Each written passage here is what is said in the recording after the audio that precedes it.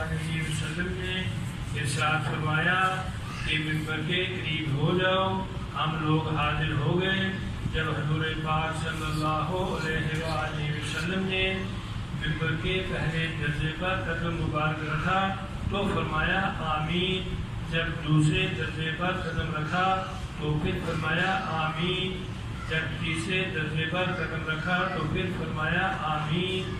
جب آپ صلی اللہ علیہ وآلہ وسلم خطبہ سے فارغ ہو کر نیچے تشریف لائے تو ہم نے عرض کیا کہ ہم نے آج آپ سے منبر پر چڑھتے ہوئے ایسی بات سنی جو پہلے کبھی نہیں سنی تھی. آپ صلی اللہ علیہ وآلہ وسلم نے ارشاد فرمایا اس وقت جبرائیل علیہ السلام میرے سامنے آئے تھے.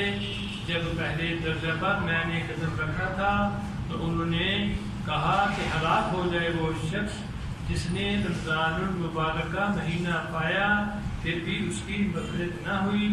میں نے کہا آمین.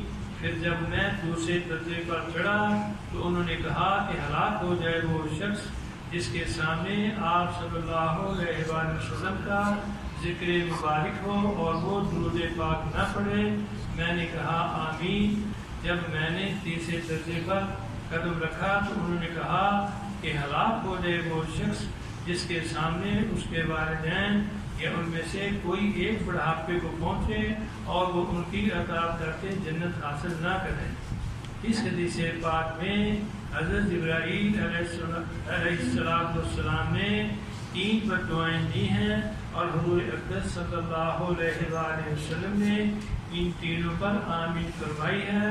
اول تو حضرت جبرائیل علیہ السلام جیسے مقرب فرشتے کی بددعا ہی کیا کم تھی اور پھر حضور پاک صلی اللہ علیہ وآلہ وسلم کی آمین نے جو جتنی سخت وعید بنا دی وہ ظاہر ہے.